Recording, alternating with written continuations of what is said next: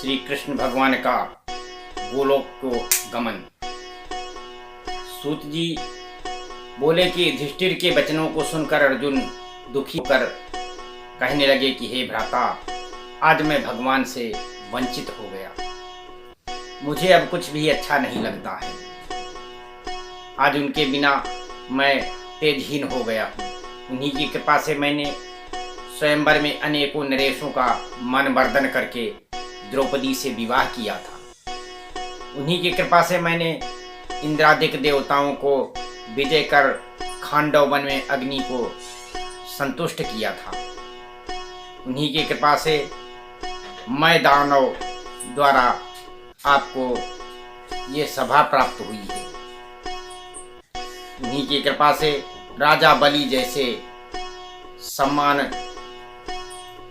जैसों से सम्मान प्राप्त हुआ था।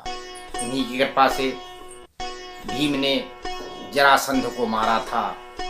उन्हीं ने द्रौपदी की लाज बचाकर हम सभी को कोप से रक्षा की थी। उन्हीं की कृपा से मैंने शंकर से युद्ध कर पशुपति अस्त्र प्राप्त किया था। उन्हीं की कृपा से मैंने इंद्रलोक में सम्मान पाया था तथा निवात कवचों को मारकर गांडीव धनुष की प्राप्ति की। और उन्हीं की कृपा से महाभारत में अनेकों महारथियों को मैंने संहारा था। इस प्रकार से भगवान श्री कृष्ण जी हमारे बहुत काम आए हैं और आज ही वो भगवान कृष्ण मुझको छोड़कर चले गए। उन्होंने सदा हमारी रक्षा की और हम पर दयालु रहे। इस समस्त वैभव और सम्मान मुझे सब उन्हीं ने दिलाया है। आज अकेले उनके बिना मैं तेजहीन हो गया। मेरी शक्ति सामर्थ्य सब समाप्त हो गई है। मैं अब किसी योग्य नहीं रहा। मैं जब श्री कृष्ण की रानियों को लेकर आ रहा था उस समय भील लोगों ने आकर मुझे घेर लिया और मैंने उनसे संग्राम करना चाहा। मेरे पास वही गांडीव धनुष था, वही तरकस और वही बाण थे, परंतु बिना भगवान श्री कृष्ण के मैं कुछ भी नहीं कर सका और मेरे धनुष बाण शक्ति सामर्थ्य कुछ भी काम नहीं आई और भीलों ने रानियों को लूट लिया और मैं खड़ा खड़ा असहाय की भांति ये सब कुछ देखता रह गया। हे भ्रात, ये सब ईश्वर की लीला है। ब्राह्मण ऋषि वंशज सब यदुवंशी परस्पर प्रभास क्षेत्र में लड़कर मर गए।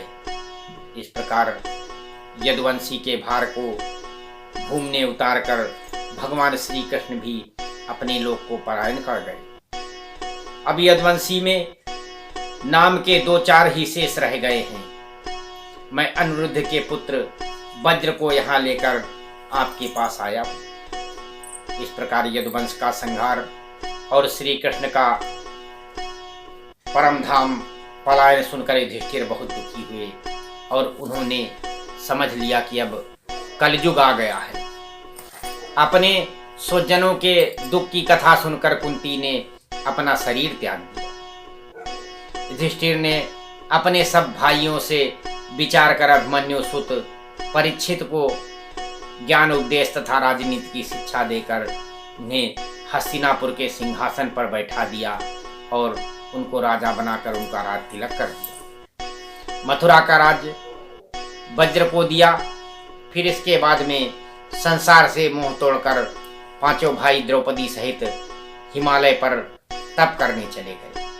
द्रौपदी, भीष्म, अर्जुन, नकुल और सहदेव तो तप करते हुए हिमालय में गलकर स्वर्ग को चले गए और राजा युधिष्ठिर सदेह स्वर्ग चले गए। पांडवों के स्वर्ग गमन का वृत्तांत भी है और वो सुनने में आता है, वो मंगल प्राप्त करता है। इस वृत्तांत को पढ़ करके वो जीवन उसका धन्य हो जाता है। इस प्रकार से भगवान श्री कृष्ण की ये महिमा थी जो कि उन्होंने पांडवों के साथ लीला की, और उसकी कथा को जो अब पढ़ेगा उसको बहुत जीवन में लाभ प्राप्त होगा। हर हर